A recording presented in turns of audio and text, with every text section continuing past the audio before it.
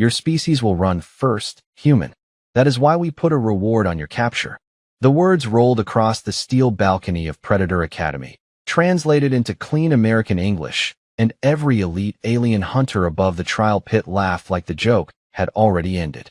Caleb Walker stood alone below them with mud on his boots, a borrowed survival pack on one shoulder, and a faded Montana State sweatshirt under a thin Academy-issued field jacket that looked like it had been designed by someone who had only heard rumors about human shoulders. He did not look up right away. He was watching the dirt. Damp, dark, packed too tight near the gate. Artificial rain had passed through here less than 20 minutes ago. Wind came from the west vents. The moss leaned wrong. Somewhere beyond the open cage door, under a red training sky, 300 square miles of manufactured wilderness waited for him. The instructors called it an arena. Caleb's grandfather would have called it land, and land always told the truth if you shut up long enough to listen. "Human Walker," Dean Marcus Vale said from the observation platform. His voice was smooth, patient, and ugly in the way polite cruelty always is. He was nearly 7 feet tall, gray-blue skin pulled tight over a long skull, dressed in the black ceremonial coat of the Academy's oldest predator line. "For 12 hours, you will serve as the central prey asset. Every senior hunter in this institution has permission to track, corner, and capture you. If you survive until dawn, you pass. If you are caught, Earth's representative will sign the classification agreement acknowledging humanity as a dependent prey species under Academy law." A few students cheered. One of them, a broad-shouldered hunter with bone-white armor, raised his spear and called down, "Run fast, little mammal. Make us earn lunch." Caleb finally looked up, not at the crowd, at the clock above the gate. 11 hours, 59 minutes, and 58 seconds. His mouth was dry. His hands felt cold. He hated that part. People always thought courage meant your body stopped being afraid. It did not. Fear was there, honest and physical, sitting heavy in his chest like a stone. Caleb had learned a long time ago that fear was not a command. It was information. He rolled his shoulders once and remembered Natalie Brooks standing across from him that morning in the embassy transport, her coffee going cold in her hand. "They want a story where you lose control," she had told him. "Do not give them one." He had nodded then, same as he nodded now. Serafina Voss watched from the first balcony rail, taller than everyone around her, purple-black skin catching silver under the floodlights, gold eyes narrowed with something that was not quite amusement. She expected panic. They all did. Caleb bent down, picked up a pinch of wet soil, rubbed it between his fingers, and brought it close enough to smell. The laughter thinned. Dean Vale tilted his head. "Is something wrong, human?" Caleb brushed the dirt from his palm onto his jacket and stepped toward the open gate. "No, sir," he said quietly. "I just wanted to know which way they'll be coming from." The Academy went still for half a breath. Then the horn sounded. The cage opened. The hunters thought Caleb Walker had been released into their forest. Caleb looked at the wind-bent moss, the dark tree line, the loose stones under the threshold, and understood something they did not. He had not been released. He had been handed terrain. The first trees swallowed Caleb in less than 10 seconds, and the noise of the Academy fell behind him like a door closing. He did not sprint once he reached cover. Sprinting was what frightened animals did when they wanted every tracker in the woods to hear their breathing.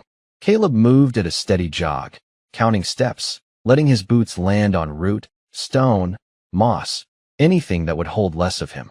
The red light overhead flickered through the canopy, too even to be sunset, too clean to be real weather. Still, the air smelled like wet bark and iron-rich mud, and for a moment it pulled him backward in time, to his first morning at Predator Academy 6 weeks earlier, when the shuttle doors opened and every alien on the landing pad turned to stare at him like a stray dog had wandered into a country club. Natalie Brooks had walked beside him then, wearing a Navy embassy coat and the kind of calm-faced diplomats practiced in mirrors. "Keep your chin level," she had said under her breath. "They will read looking down as submission and looking up as a challenge." "Where do I look?" Caleb had asked. "Like you are bored at the airport." That had almost made him smile. Almost. The Academy rose out of a black mountain range on an artificial moon, all sharp towers, suspended bridges, and banners made from the hides of animals Caleb had never seen and did not want to meet. It was not built like a school. It was built like a warning. Inside, the halls were too tall, the chairs too wide, the doors too heavy, and every display adjusted itself for species with more eyes, longer arms, or nervous systems that processed movement faster than his ever could. On his first day, the registration system labeled him as low-threat mammalian participant in bright amber letters above his name. A few students laughed. One took a picture. Another leaned close enough for Caleb to see his own reflection in its polished cheek armor and said, "Do humans always arrive without claws, or did they take yours at customs?" Caleb had looked at the alien for a long second, then picked up his paper notebook and walked to the back row. The notebook bothered them more than an insult would have. In combat theory, they used neural overlays and predictive blood maps. Caleb used a black ballpoint pen from a gas station outside Bozeman. In survival metrics, they memorized heat bloom signatures, pheromone trails, and the pressure patterns of six-legged prey.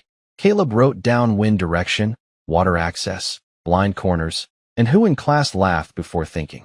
Serafina Voss sat 3 rows ahead of him, never laughing, which made her harder to read and more dangerous. She watched everything. When Dean Vale introduced Caleb to the class, he did it with a soft smile and a voice dipped in poison. "Humanity is new to civilized hunting theory," he said. "We must be generous with species still learning where they stand." Caleb felt every eye turn toward him. His face stayed still, but inside, something old and hot pressed against his ribs. He thought of his father teaching him to breathe slow while fixing a fence in freezing rain. Getting mad is easy, son. Staying useful while mad is the trick. So Caleb opened his notebook, clicked his pen once, and wrote down Dean Vale's exact words. Now, in the dark woods of the Apex trial, with hunters spreading behind him and the clock already bleeding away, Caleb touched that same pin in his pocket and looked back at the faint marks he had left in the mud on purpose. They had spent 6 weeks teaching him what they thought he was. He had spent 6 weeks learning what they missed. 3 minutes into the trial, Caleb stopped beside a fallen cedar and listened. The forest was too quiet in the wrong places. Real woods had arguments in them, bugs scraping bark, small animals making bad decisions, water talking to stones. This place had speakers hidden in tree trunks, scent vents under fake roots, and cameras tucked behind leaves that did not quite move with the wind. Predator Academy had built a wilderness that looked alive from a balcony, but on the ground it felt like a rich man's idea of danger. Caleb crouched, pressed 2 fingers into the mud, and smiled without meaning to. They had made the same mistake Dean Vale had made on the 3rd day of class, when he stood before a glowing map of known species and talked about Earth like it was a charity case. "Observe the human profile," Vale had said, while Caleb's anatomy rotated above the lecture floor in pale blue light. No natural armor, limited bite pressure, poor low-light vision compared to true nocturnal hunters, no venom glands, no flight membrane, no secondary striking limbs. Endurance is above average, but only in narrow temperature bands.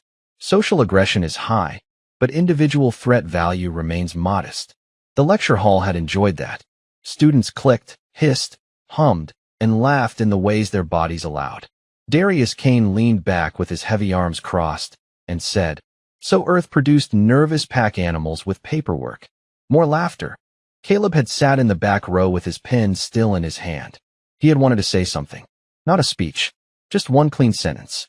Maybe that Earth had wolves, bears, crocodiles, hornets, oceans, deserts, hurricanes, and parents who still sent their children outside to shovel snow at 6 in the morning.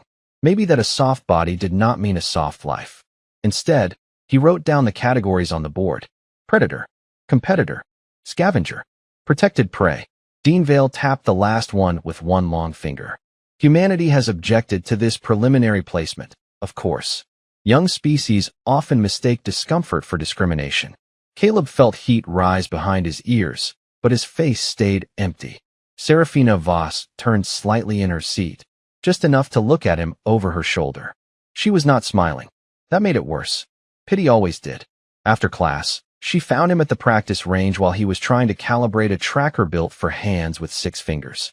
"You take notes when insulted," she said. Caleb kept working with the strap. "I take notes when people tell me how they plan to lose." Her gold eyes narrowed. "You think the dean is wrong?" "I think he is grading a knife by how well it works as a spoon." For the first time, Serafina did not have an answer ready. The next day was tracking practice under simulated rain. Every alien student wore academy sensors that mapped heat, scent, and motion in layered color.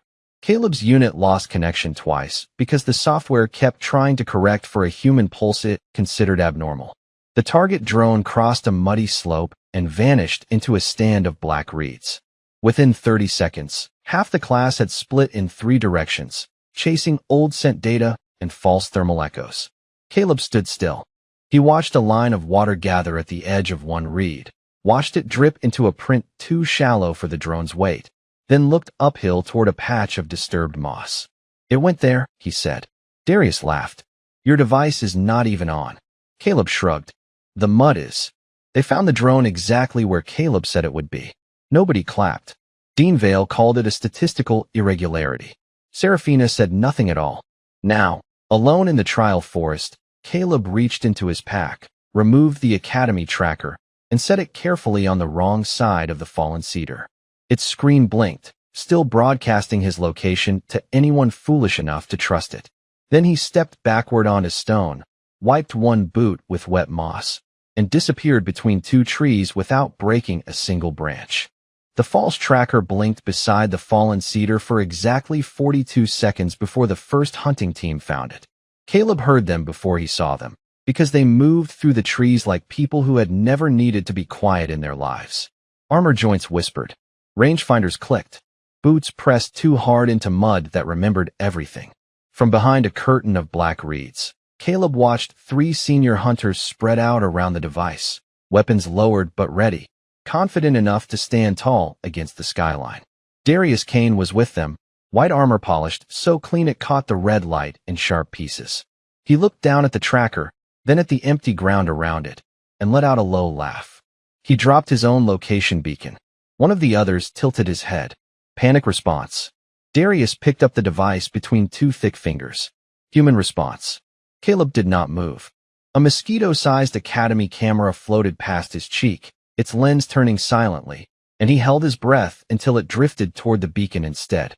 The system wanted him to be where the machine said he was.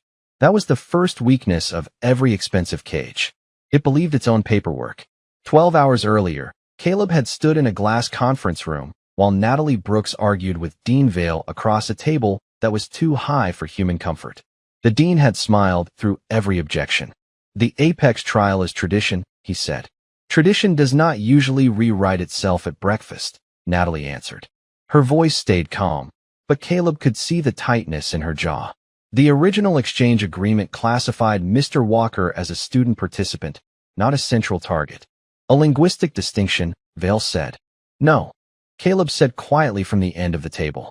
Both of them looked at him. He kept his hands folded in front of him because they wanted to see them shake. "It is a legal distinction." Natalie gave him a quick glance, almost a warning, but he had already spent 6 weeks reading academy rules at night while other students practiced trophy poses. Vale's smile thinned. "You believe you understand our law? I believe you use too many adjectives when you are trying to hide a trap." The room went colder than the air system could explain. Vale opened the trial contract and turned it toward him. "Then read carefully. No lethal intent. No permanent injury. No outside weapons. No embassy intervention during active assessment. Survival until dawn constitutes passage. Capture constitutes failure. Do you accept?" Natalie leaned closer. "Caleb, Earth can challenge this." He looked at the document, then at Vale, then past the glass wall to where dozens of alien students waited to see if the human would refuse. If he walked away, they would not call it prudence. They would call it proof. He thought of every person back home who would never get to explain the difference on a galactic broadcast. "Is the forest real?" Caleb asked. Vale blinked once. "Real enough to hurt." Caleb nodded. "Then it is real enough." Now, crouched in wet reeds while Darius Kane held the useless beacon like a prize, Caleb took the small roll of cord from his pack and began tying his first real knot.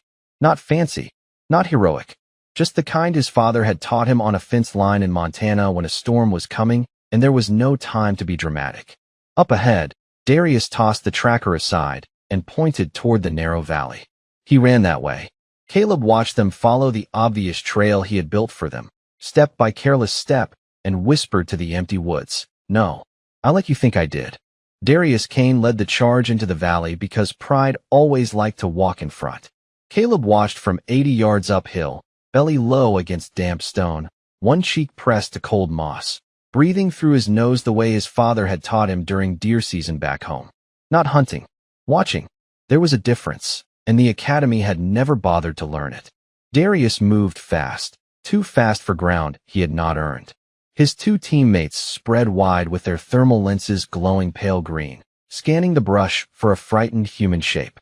Caleb had made sure they would find one. 30 yards ahead, a torn strip from his field jacket hung on a thorn branch. 10 yards past that, 3 deep boot prints crossed a patch of open mud. Beyond that, a faint smear of red training dye marked a rock face at shoulder height. The whole trail was loud enough to insult them. That was the point. One hunter paused near the rock and clicked his mandibles. He is injured. Darius snorted. He is sloppy. From the ridge, Caleb whispered. Both would make you feel better. His hands were cold now, not from fear exactly, but from the work.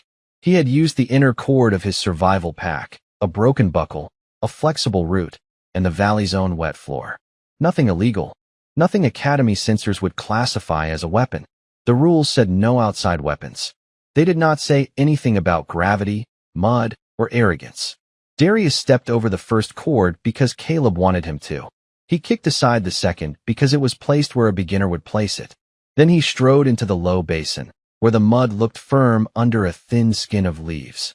His left boot sank to the ankle. He laughed. This is your trap?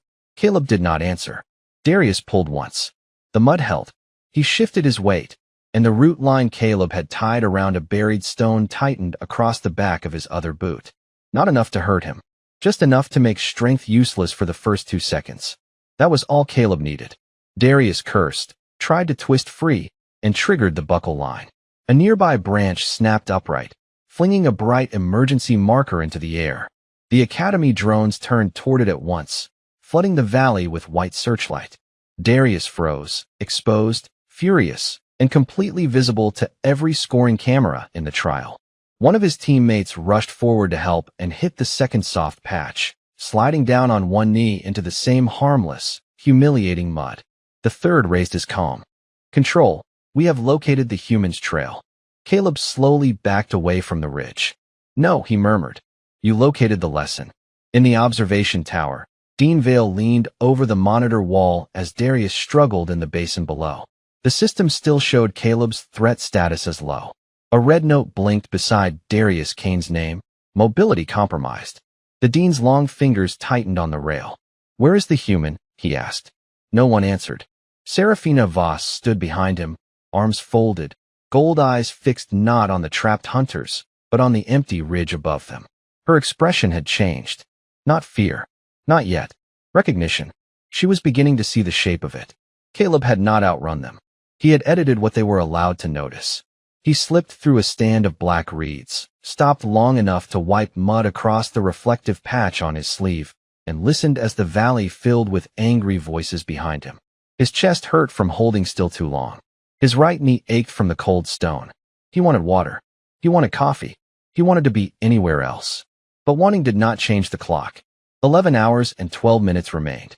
Caleb looked down at his palms, dirty and shaking just a little, then closed them into fists until the shaking stopped. Stay useful, he whispered.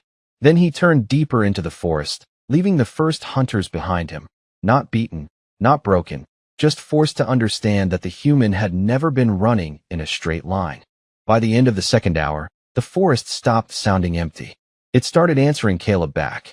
Somewhere behind him, a hunter shouted for extraction after his armor sealed itself knee-deep in hardened tree resin.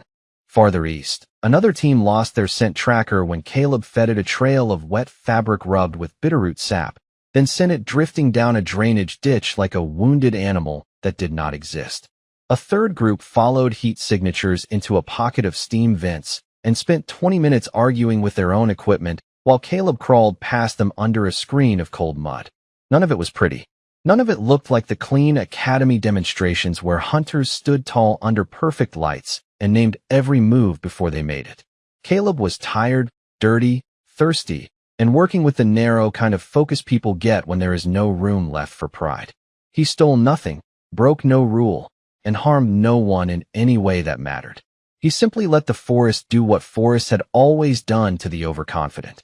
In the control tower, the map of the Apex trial began to look wrong. Green icons that had once moved in confident packs now blinked amber, one after another. Mobility compromised. Communications disrupted. Visual contact lost. Equipment failure. Equipment failure. Equipment failure. Dean Marcus Vale stood in front of the wall of screens with his mouth pressed into a flat, ugly line. "He is tampering with Academy systems," Vale said. A technician with 4 narrow arms checked the feed twice. "No, Dean. The systems are functional. The students are misreading them." "That is not an answer. It is the answer the data supports." Vale turned slowly, and the technician found something very important to do at another console. Serafina Voss did not move from the rear of the room. She watched camera feed 12, where an empty patch of reeds swayed under artificial rain. Caleb had passed through that frame 6 minutes earlier. She knew it, though she had not seen him. The reeds bent wrong. The mud near the left edge had been brushed smooth by human fingers. He was not invisible. He was patient. That bothered her more. "He is not faster than us." Darius Kane snapped over the open comm from the valley basin, still trying to free his armor without admitting he needed help. "He is not stronger. He is using coward tricks." Caleb, listening through the Academy channel he had not been smart enough to turn off, paused behind a split boulder and almost laughed. Almost. Instead, he took a slow drink from his canteen and whispered, "You keep calling this a fight." His voice did not transmit. He had cut his own microphone line 30 minutes ago with the edge of a rock. The Academy could track his device, not his silence. He moved west next, toward a grove of silver-barked trees where the ground dipped and the air cooled by several degrees. His left shoulder burned from crawling. His fingers were stiff. A branch had scraped his cheek, and sweat stung the cut every time he blinked. He was not enjoying this. That was the part the hunters would never understand. He did not want trophies. He did not want cheers from Earth. He wanted the clock to keep moving and his temper to stay locked behind his teeth.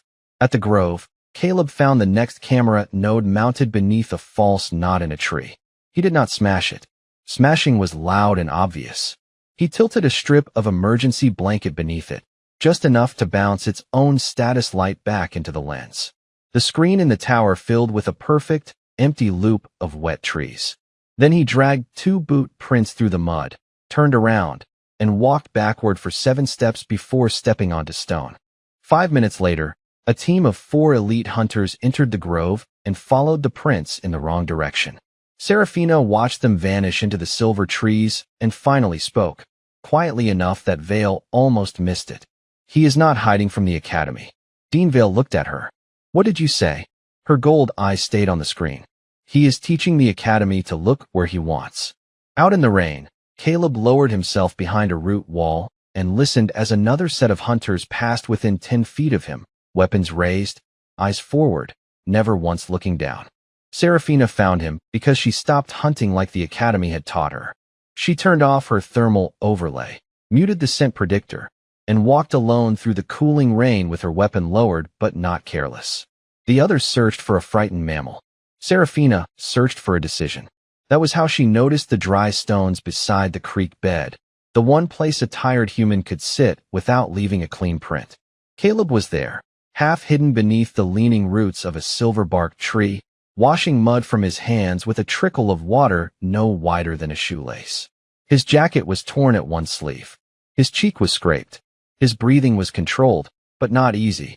For the first time since the horn sounded, he looked exactly his age. Not a legend. Not a monster. Just a 21-year-old kid from Montana who had been turned into a school-wide target and had refused to break in public. Serafina stepped from the trees. "You knew I would come alone." Caleb did not jump. He had heard her 3 minutes ago, when a pebble shifted under her right foot at the top of the bank. He kept rinsing his fingers. "I knew you might." Her gold eyes narrowed. "Why let me find you?" Caleb looked up at her then. His eyes were tired, pale gray-blue under the red trial sky. "Because you were the first person here who started looking at the ground." The answer caught her harder than an insult would have. She raised her weapon a few inches, not aiming at his chest, but reminding both of them what the rules said they were. "You have embarrassed 31 senior hunters." 32, Caleb said. One of them is stuck in a tree net near the south ridge. He is fine. Loud, but fine. Serafina stared at him for a long second, then almost smiled. Almost. Why do you fight like prey? Caleb stood slowly, palms open, making no sudden move. His legs ached so badly, he had to lock one knee to keep it from shaking.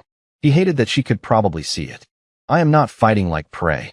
Then what is this? She asked, gesturing toward the dark forest, the broken comms, the missing teams, the academy map falling apart one amber icon at a time. Caleb glanced past her toward the trees, and for a moment the hard shell around his face slipped. He thought of home, so sharply it hurt. Cold kitchen tile before sunrise. His mother pouring coffee into a chipped mug. His father saying, if you get scared, count what is true, not what you feel. What is true? Caleb swallowed, then said, this is what happens when people mistake quiet for permission. Serafina moved first, fast enough that the rain seemed late following her. Caleb did not try to overpower her. That would have been stupid, and Caleb was too tired for stupid. He stepped back onto the slick stone he had chosen 10 minutes earlier, let her momentum carry her 1 foot too far, and tipped the angle with a hooked boot behind her heel. She caught herself before falling, but her weapon hand shifted wide. Caleb used both hands, turned the barrel toward the mud, and locked the safety latch with his thumb. The whole thing took less than 2 seconds. Then he stepped away. He could have pressed the advantage. He did not. Serafina looked down at her disabled weapon, then back at him. Something in her face changed, not fear, not anger, something more difficult. Respect with bruised pride around the edges. You could have ended my trial. Caleb picked up his canteen and clipped it to his belt. I am not here to collect trophies. Then why are you here? Caleb looked toward the distant tower lights glowing through the rain. Because your dean made Earth sound small. Serafina did not answer. In the silence between them, the academy horn pulsed once, low and wrong. Not the sound of scoring, not the sound of victory. Caleb turned his head toward it, and Serafina saw his expression harden before the message came over every channel. Dean Vale's voice filled the forest, smooth as glass and twice as cold. Apex Override initiated. The words Apex Override changed the forest before anything moved. The rain stopped. The red trial sky dimmed to a sick gray. Somewhere deep beyond the creek bed, metal gates unlocked with 3 heavy sounds that did not belong in any school. Serafina turned toward the noise, and for the first time Caleb heard uncertainty in her voice. That protocol is for containment failure. Caleb kept his eyes on the tree line. Then why is your dean using it during a student trial? She did not answer, because both of them already knew. In the tower, Dean Vale was not trying to test Caleb anymore. He was trying to force a mistake large enough to erase the last 6 hours. If Caleb panicked, he was prey. If Caleb hurt someone badly, he was an animal. If Caleb disappeared into the woods and let the others suffer for their arrogance, he was exactly what Vale wanted the galaxy to fear. The trap was no longer in the forest. It was in the story they planned to tell afterward. A distress ping snapped across Serafina's wrist display. Then another. Then Darius Kane's voice broke through, stripped of all its earlier swagger. Control, this is Kane. We have movement in the South Basin. Large movement. Our equipment is not responding. Requesting instructor support. Only static answered him. Serafina looked at Caleb. You should run. Caleb stared downhill toward the basin where Darius was still trapped by mud, roots, and his own pride. I know. Then why are you not moving? Caleb tightened the strap on his pack with fingers that were sore and stiff. Because he cannot. Serafina stepped in front of him. He would not do the same for you. Caleb gave her a tired look. That is his problem. He moved before she could argue, cutting through the reeds at a low jog, not fast, not loud, choosing stone whenever he could. His body wanted to quit. His shoulder ached. His throat felt dry enough to scrape. Every part of him understood that leaving Darius behind would be easier, cleaner, maybe even fair. But Caleb had been raised by people who did not confuse fair with right. At the basin, Darius was half free, armor locked and streaked with mud, trying to drag another hunter behind a fallen log. His face changed when he saw Caleb come out of the trees. You? Caleb dropped beside the root line and started working the knot loose. Say thank you later. I did not ask for help. Good. I hate paperwork.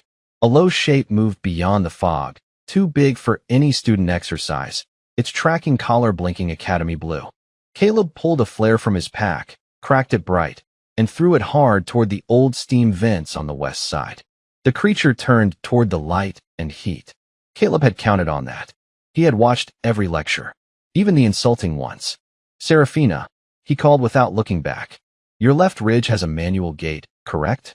She appeared above the basin, already understanding. "Yes. Open it halfway when I yell." Darius stared at him. "What are you doing?" Caleb freed the last root from the armor joint and shoved the mud away with both hands, staying inside the rules. The next 2 minutes were not elegant. They were noise, rain, steam, and timing. Caleb used the flare, the vent heat, and the narrow ridge to pull the creature toward the gravity lock built into the training wall. Seraphina opened the gate exactly halfway. The safety field caught the animal and held it without injury, humming like a giant hand closing around empty air. For one breath, nobody spoke. Then the comms lit up across the entire forest. One hunter after another called for extraction, not with arrogance, not with laughter, but with the flat panic of students who had finally realized the academy was no longer protecting them from its own lesson. Darius looked at Caleb, muddy, furious, and alive. "Why?" Caleb picked up his empty flare casing and tucked it back into his pack. "Because I am not what your dean told you I was." Above them, in the tower, Dean Vale watched the rescue feed in silence as the first official distress signal left Predator Academy and reached the Terran embassy. By dawn, the academy forest looked smaller than it had at midnight. The artificial sky warmed from gray to pale gold, and the rain system finally gave up, leaving every tree dripping, every stone slick, every proud banner on the distant towers hanging heavy and quiet. Caleb sat on a flat rock near the south basin with his torn jacket wrapped around one arm, both boots caked in mud, and an empty canteen resting beside him. Around the clearing, 43 senior hunters waited for extraction in various states of embarrassment. Some were stuck in harmless restraint lines. Some had their armor locked by resin or safety fields. Some simply sat on the ground because they had learned, late but clearly, that standing tall did not matter if you never learned where to place your feet. Nobody was badly hurt. That fact traveled through the arriving inspection team like a colder kind of shock. Natalie Brooks came in with the Terran embassy detail, her navy coat soaked at the shoulders, her face pale with the kind of fear she had not allowed herself to show until she saw Caleb breathing. She crossed the clearing fast, then slowed before reaching him, as if she remembered half the galaxy was probably watching. "Caleb," she said softly, "are you all right?" Caleb looked at his muddy hands, then at the hunters being released one by one. "I am tired." Natalie let out a breath that almost broke into a laugh, and almost became something else. "That is allowed." Dean Marcus Vale arrived behind the inspectors, his ceremonial coat spotless, his expression arranged into wounded dignity. "This trial has been corrupted," he announced. "The human participant manipulated the environment, interfered with academy equipment, and disrupted the evaluation of superior students." Caleb stood slowly. His knees complained. His back felt like a bad decision. He did not raise his voice. "I stayed inside the rules." Vale turned on him. "You humiliated this institution." "No, sir," Caleb said. "I used what you gave me." The clearing went quiet enough to hear water falling from leaves. Then Seraphina Voss stepped forward, mud on one side of her armor, her disabled weapon held openly in both hands. "Dean Vale initiated Apex override during an active student assessment," she said. Her voice carried clean through the morning air. "He released live containment assets after losing control of the trial. The human did not escalate. He rescued students who had been ordered to treat him as prey." Darius Kane looked away first. That did more than any apology would have. The chief inspector, an old alien with silver scales and a tired face, reviewed the feed in silence. Camera loops, distress calls, disabled trackers, Caleb dragging students out of bad ground, Caleb locking the creature in the safety field without harming it. One by one, the facts became heavier than the academy's pride. Vale tried to speak again, but the inspector lifted one hand. "Enough." Natalie looked at Caleb. "You passed." Caleb nodded once. He thought it would feel bigger. It did not. Mostly, he wanted a shower, real coffee, and 5 minutes somewhere nobody was measuring the worth of his species. As the embassy team escorted him toward the gate, the hunters parted without being told. Serafina stood near the path. "What should we call humanity now?" she asked. Caleb stopped beside her. For a second, he thought about giving the kind of answer people carved into monuments. Instead, he gave her the truth. "Call us what you want. Just do not mistake kindness for permission." He walked on. Behind him, the academy that had built its name on predators added a new classification to its records before sunset: restrained apex species. Years later, students would argue about what that meant. Some thought it meant humans were dangerous. Some thought it meant humans were merciful. Serafina, who had been there in the rain, always corrected them. It meant humans knew exactly what they could become, and every decent one spent a lifetime choosing not to become it unless there was no other way.